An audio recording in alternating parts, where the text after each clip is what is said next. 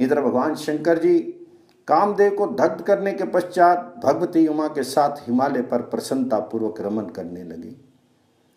पार्वती जी ने कहा, भगवान देव देवेश्वर, अब मैं इस पर्वत पर नहीं रहूंगी, अब मेरे लिए दूसरा कोई निवास स्थान बनाइए। तो महादेव जी बोले, देवी मैं तो सदा तुमसे अन्यत्र रहने को कहता था, किंतु तुम्हें कभी अन्य किसी स्थान का निवास पसंद ही नहीं आया।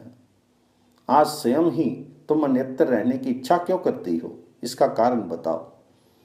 तो देवी ने कहा, देवेश्वर, आज मैं अपने महात्मा पिता के घर गई थी। वहां माता ने मुझे एकांत स्थान में देख उत्तम आसन आदि के द्वारा मेरा सत्कार किया और कहा, उमे तुम्हारे स्वामी दरिद्र हैं, इसलिए सदा खिलौनों से खेला करते हैं। देवताओं की क्रीड़ा ऐसी नहीं होती। महादेव, आप तो नाना प्रकार के गणों के साथ विहार करते हैं, ये मेरी माता को पसंद नहीं। ये सुनकर महादेव जी हंस पड़े और देवी का हंसाते हुए बोले, प्रिय, बात तो कुछ ऐसी ही है, इसके लिए तुम्हें दुख क्यों हुआ? मैं कभी हाथी के चमड़े लपेटता, कभी दिगंबर बना रहता हूँ, शमशान भूमि में निवास करता हूँ, बिना घर द्वार का होकर जंगलों में और पर्वत की कंदराओं में रहता तथा अपने गणों के साथ घूमता फिरता हूँ। इसके लिए तुम्हें माता पर क्रोध नहीं करना चाहिए।